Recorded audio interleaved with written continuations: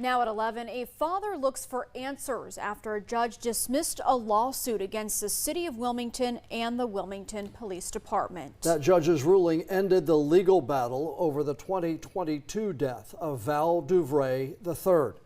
WECT's Connor Smith spoke with Duvray's father tonight.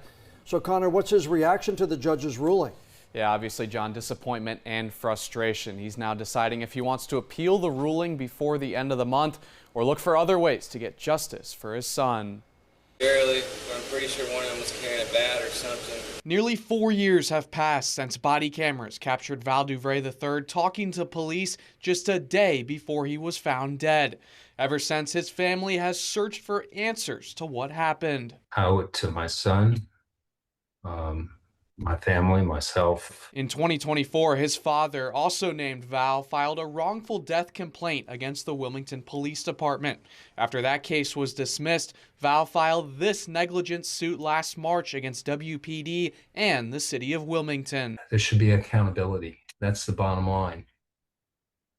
And I've had none. When Val III went missing in April 2022, his dad contacted WPD, but investigators later admitted they never filed a missing persons report.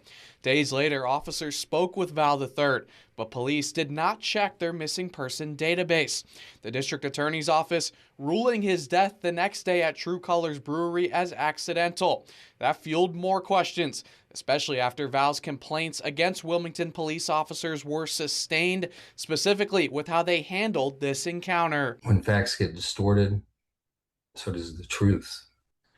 And, it changes everything. While noting Val's allegations are concerning and disheartening, a judge has dismissed Val's lawsuit. The ruling says that's mainly because state immunity laws largely protect public officials and governments in negligence suits. I've got to think long and hard about, moving forward with this in what way. After nearly 4 years of fighting, Val says his family still has no answers and no justice. And you can read the judge's full 17-page ruling inside this story on our website, and we'll let you know if Val decides to appeal that decision. Connor Smith, WECT News.